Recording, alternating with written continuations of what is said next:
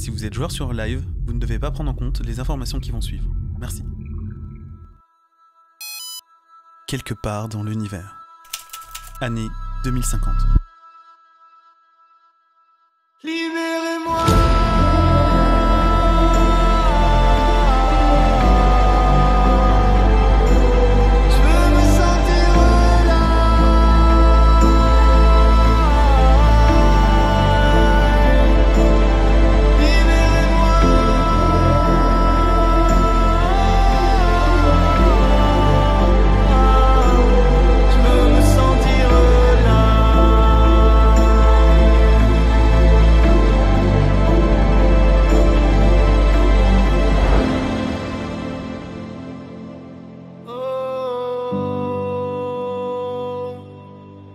Me sentir là.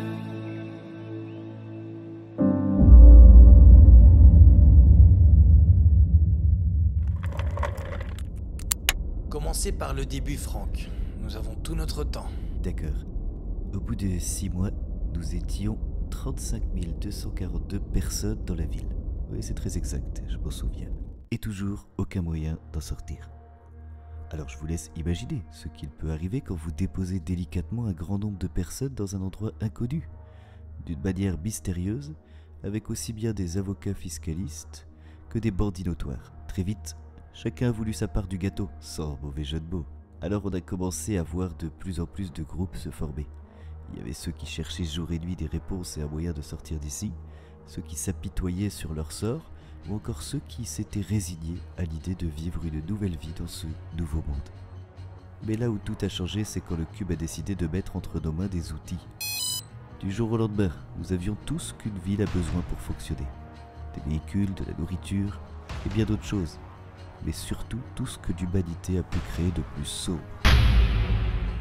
À partir de ce moment-là, j'ai compris qu'il fallait passer à la vitesse supérieure. Et que si personne ne prenait le contrôle de la ville, nous allions nous retrouver à nous entretuer dans peu de temps.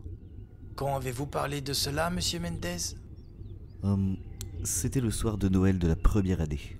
Nous avions réussi à nous réunir tous autour du cube dans une ambiance plutôt festive en oubliant les préjugés de chacun sur les autres. Et alors que la soirée battait son plein, j'ai pris Marcos à part et nous sommes partis en voiture nous balader sur les hauteurs de la ville. J'avais pour objectif d'être franc avec lui. Je savais très bien que nous n'avions pas la même vision du monde, mais j'étais persuadé qu'il comprendrait tout ça. Alors j'ai commencé à lui dire tout ce que je savais. Plus la discussion avançait, plus je voyais son visage se refermer. Plus je sentais son esprit devenir sombre. Plus il avait de connaissances sur la situation, plus il perdait pied.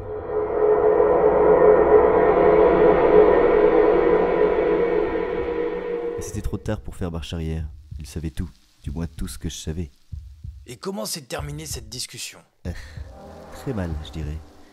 Quand j'ai terminé et que je lui ai exposé le fait que j'allais prendre le contrôle de la ville pour essayer d'y faire régner l'ordre à nouveau, mais surtout quand je lui ai dit que je ne pouvais en aucun cas dévoiler ces informations au reste des habitants sous peine d'un soulèvement meurtrier, il m'a regardé droit dans les yeux et m'a signifié sa non-envie de prendre part à cette réunion. Je crois que j'ai compris à ce moment-là qu'il avait une vision tout autre de la situation. Sûrement dû à son passé, me diriez-vous. Essayez de chasser son histoire et elle revient au galop, c'est bien connu. Monsieur Mendes avait, disons, trouvé des avantages à la vie ici, ou plutôt des avantages à avoir échappé à sa vie passée. L'arrivée de sa famille quelques années plus tard n'arrangera rien du tout d'ailleurs. Et n'aviez-vous pas peur qu'il dévoile vos secrets au reste de la population? Non, enfin si. Il y a un monde où il aurait pu le faire, celui dans lequel Marcos serait une personne totalement folle, mais dans le monde dans lequel nous vivons, c'était impossible. Aussi timbré et dangereux soit Marcos Mendes, il n'avait aucun intérêt à dévoiler mes secrets, comme vous le dites. Parce que dans ce monde, M. Mendes était bien conscient de l'ampleur de ces derniers et que, mis dans les mains de n'importe qui, cela serait destructeur. Pas seulement pour moi, mais aussi pour lui, et pour ses espoirs de ne plus devoir affronter l'ancien monde dans lequel il vivait. Comment avez-vous réussi à prendre le dessus sur Marco Mendes auprès de la population? Ça, pour le coup, ça a été plutôt simple. Marcos était une personne très mystérieuse et surtout assez impressionnante. Peu de gens en ville lui faisaient confiance. Alors, quelques jours après notre discussion, j'ai réuni tout le monde au cube et j'ai expliqué les faits. J'ai expliqué à la population que si nous ne mettions pas un cadre à ce monde, alors il finirait par disparaître, et nous avec. et que, jusqu'à que nous trouvions le moyen d'en sortir, le meilleur moyen d'y vivre, c'était de reprendre les codes d'une vie normale, avec une justice, des forces de l'ordre, des avocats, des barman, des fermiers et tout le reste, enfin vous avez compris. Au début, je dois avouer qu'on a eu pas mal de réticents. L'idée d'avoir un nouveau monde leur plaisait plus que l'idée de refaire la même chose que sur l'ancien.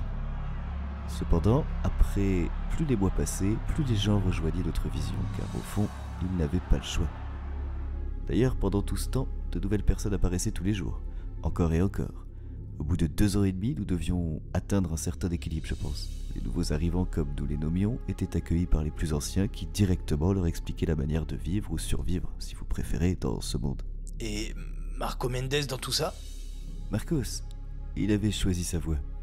Il avait pris le lead d'un petit groupe de bandits, il avait réussi à reproduire des drogues en ville et comme il avait des informations et qu'au fond j'avais peur qu'il les divulgue, disons qu'une sorte d'accord de principe a pris place petit à petit.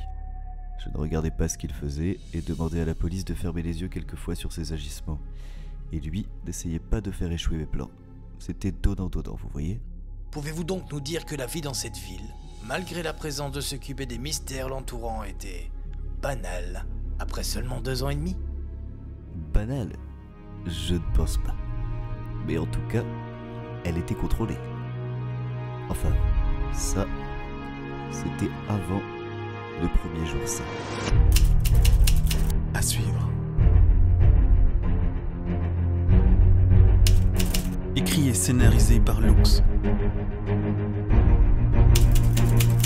Avec la voix de Lux, Noxo, Sari.